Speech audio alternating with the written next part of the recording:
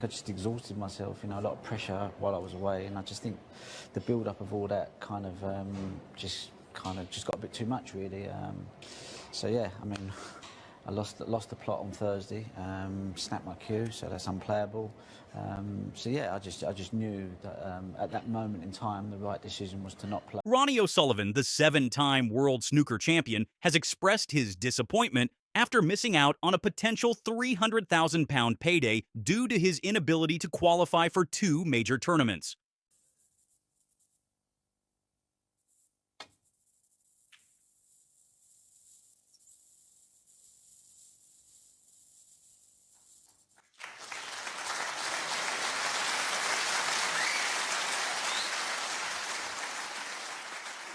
The snooker icon, often referred to as the Rocket, has been largely inactive in 2025, leading to his exclusion from the Players' Championship and the Tour Championship.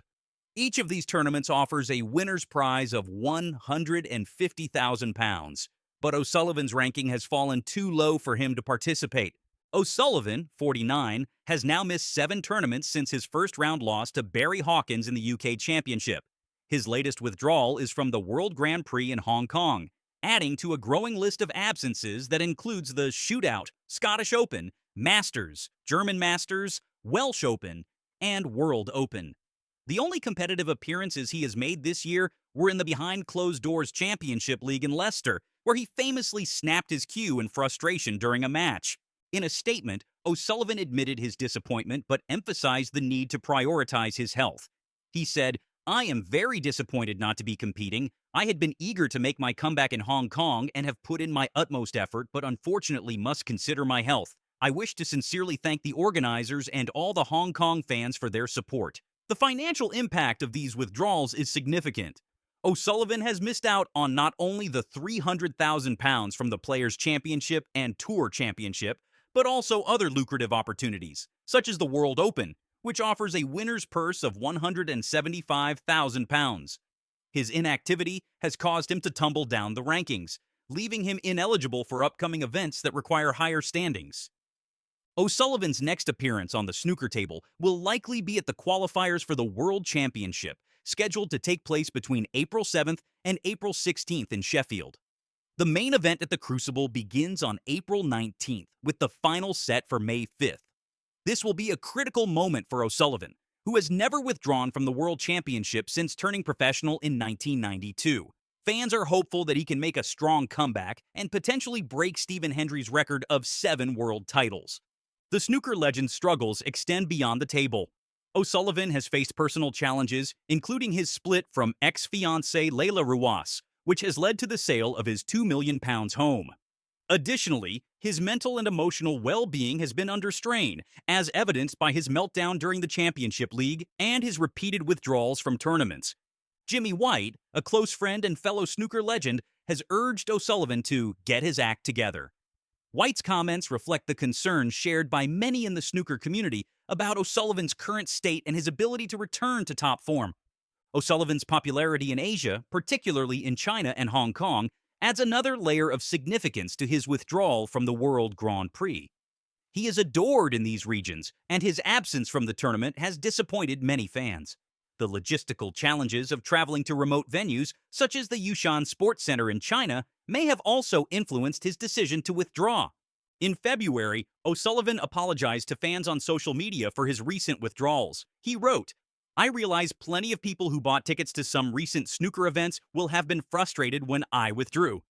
So, I just wanted to say sorry to those of you who've been disappointed with me having to pull out of those tournaments.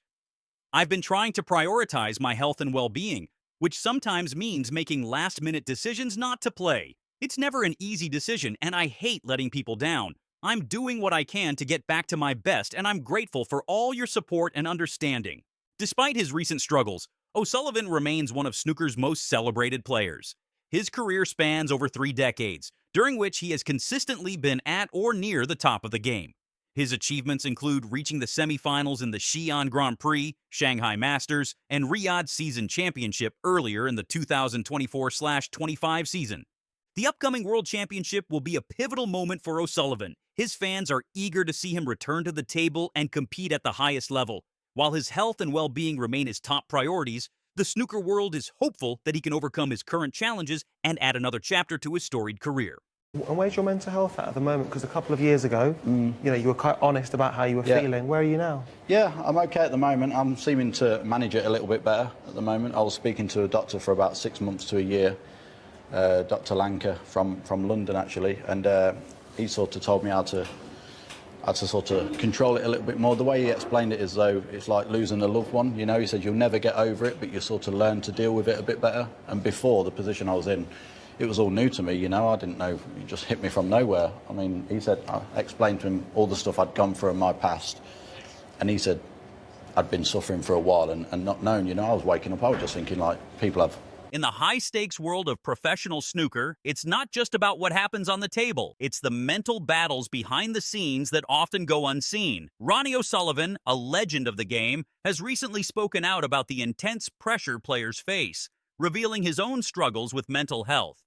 After pulling out of the Masters, O'Sullivan opened up about reaching his breaking point, even snapping his cue in a moment of raw frustration. His bold call for better support for players is shining a light on the unseen side of this demanding sport. O'Sullivan, a 7-time world champion and arguably the most talented and accomplished player to ever grace the sport, revealed that he had reached a low point just before the Masters. He admitted that his frustration had boiled over to the extent that he snapped his cue in a moment of intense emotion. His withdrawal from the tournament followed soon after, as O'Sullivan took a much-needed break from the game. In the wake of this, he called on the governing body of snooker, World Snooker, to do more to support players in terms of mental health. I believe World Snooker should have dedicated support, O'Sullivan said. In football, they have masseuses and professionals addressing injuries. I think snooker should have someone at tournaments whose job is to check in with players. His call for action was simple but impactful. Players need someone to talk to, someone to check in on their mental state during the demanding tournament schedule. O'Sullivan pointed out that many players suffer in silence, struggling with the immense pressure, but lacking the resources to address their emotional or psychological needs. He continued, if someone is struggling after coming off the table, they could ask, "Do you need 10 minutes to talk with someone?" I'm not saying everyone would use it, but I believe a lot of players are suffering in silence. These words speak to a much-needed awareness of the mental challenges snooker players face. Challenges that can sometimes be invisible to fans and even other professionals. O'Sullivan has long been a figure who has not shied away from speaking his mind, and his remarks have sparked both appreciation and contemplation in the snooker world. In response to O'Sullivan's call for greater mental health support, Jason Ferguson, chairman of the World Professional Billiards and Snooker Association, issued a statement addressing the issue. Ferguson commended O'Sullivan for bringing the topic of mental health to the forefront of the conversation, but also clarified that the WPBSA already offers a variety of support systems for players dealing with such challenges. I thought both Ronnie O'Sullivan and Mark Selby spoke incredibly well, Ferguson said.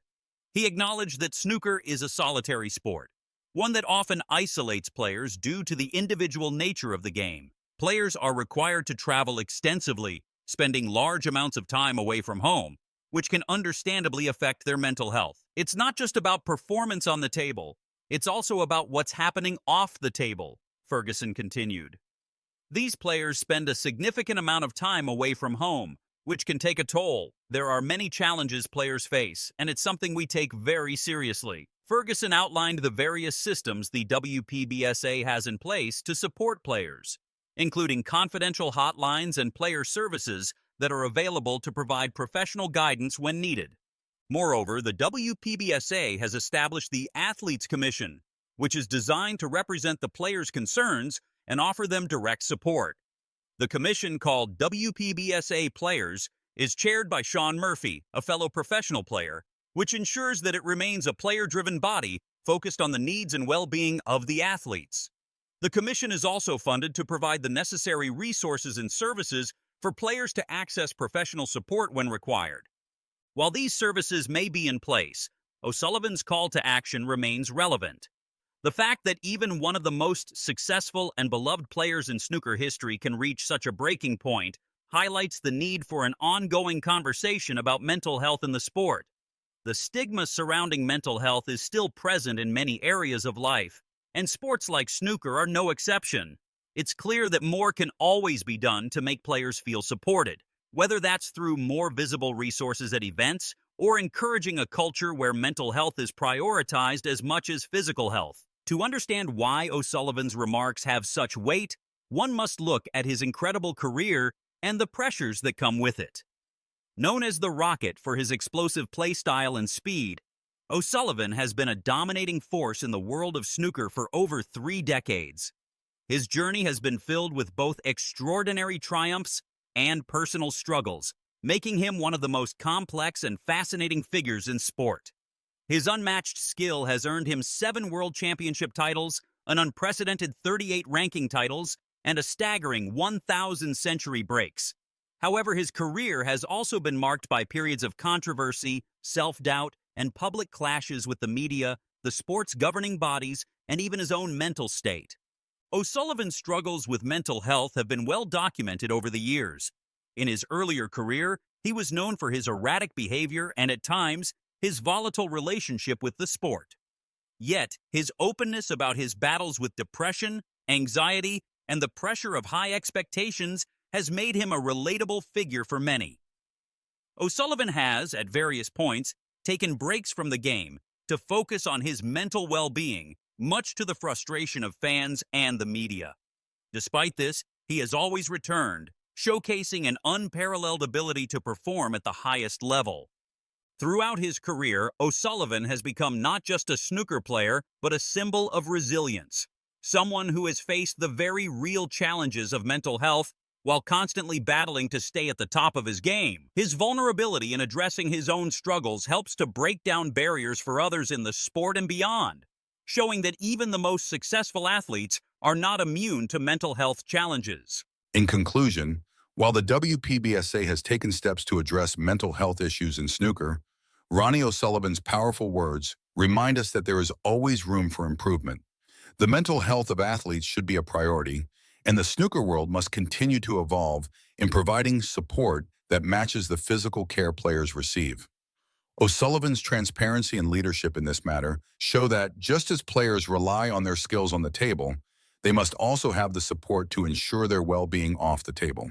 Ronnie O'Sullivan, widely regarded as one of the greatest snooker players of all time, has recently made headlines for reasons that extend far beyond his prowess on the green bays. O'Sullivan has withdrawn from the Masters tournament on medical grounds mere hours after revealing in an interview with The Telegraph that taking up snooker was the worst life choice he ever made. This startling admission, along with his sudden withdrawal from the prestigious tournament, has shocked the snooker world and beyond. O'Sullivan, aged 49, was set to begin his campaign for a record-extending 9th Masters title at Alexandra Palace on Sunday. His withdrawal comes as a significant blow to the tournament, given his status as the defending champion. The announcement is particularly poignant as it follows closely on the heels of O'Sullivan pulling out of his final Championship League group game just a day earlier. In his revealing interview with The Telegraph, O'Sullivan laid bare his conflicted feelings about his illustrious career in snooker. He said, "In some ways, I wish I had a different job. I'm fortunate in many ways because it's been good to me, but I wish I'd been good at something else." These words, coming from a player who has dominated the sport for decades and earned more than 14 million pounds in prize money, paint a sad picture of a man at odds with his own success. O'Sullivan's revelation comes as a stark contrast to the image of the confident, sometimes brash player that fans have come to know over the years. He expressed a desire for a more intellectually stimulating career path, stating he would have preferred something more educational, maybe a scientist or something more interesting. This longing for a different life path raises profound questions about the nature of success and personal fulfillment in professional sports. The 7-time world champion went further, dismissing snooker as more of an entertainment, more of a brutality sport. He specifically mentioned wanting a life similar to that of sports psychiatrist Steve Peters, or to inspire people in a different way, like helping to cure cancer. These statements reveal a deep-seated desire for a career with what O'Sullivan perceives as more meaningful impact.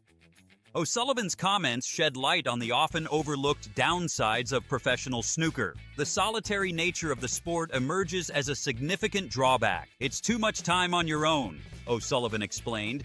I'd rather do something where you're trying to cure something and you've got a team of people. This insight into the psychological challenges of individual sports highlights the mental fortitude required to excel at the highest levels. The champion elaborated on the psychological toll of competing alone. He said, I found just being on my own. It's quite hard because you've got to motivate yourself. You've got to push yourself. You've got to figure out all the answers yourself.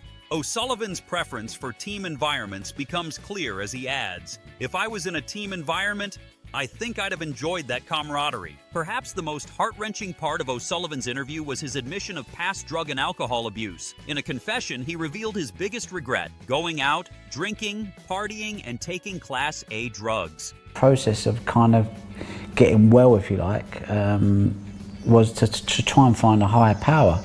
A lot of people went to religion. I thought, I'm not really down with rules, you know, I'm not good with rules. So I thought anyone telling me that I've got to do this and do that and do this and do that, I was like, you know, but I tried it and I can see why people like it, and it can work. It can work for some people. It can work for some people, but it just wasn't going to work for me. So Buddhism was kind of like I don't know, it was something that I thought maybe kind of could give me some structure, give me some peace, because I needed a bit of peace of mind, you know, within this snooker depression, within this sport that I really think is a tough sport, what it is for me, some people it might not be. I need to find that little bit of inner peace, you know, that place where I can take myself to and just kind of like feel all right about myself, you know, whether I play well or not. If I can take myself to that place where I think, you know, life's okay, then I'm able to probably cope with the demands of snooker. So Buddhism was a good one for me, because it allowed me to just try and just find that contentment without handing my life over to this higher power that already had the plan made, you know. So for me, when I looked at like a God in a way, I kind of thought, if he's already made the decisions, what's the point of me putting in the effort? You know? I mean, I could try really hard all day, and yet he's already made the decision. And that really bothered me. But with Buddhism, there was none of that. It was just like, you just find your own peace, your own rhythm, and kind of like you still have an element of control of what the outcome can be, you know. I never like to feel like that I have no control out of the outcome of any situation. So Buddhism worked really well for me, and I still kind of hold on to some of them teachings, you know, because sometimes... What was the main teachings you got from it? I think what it was just about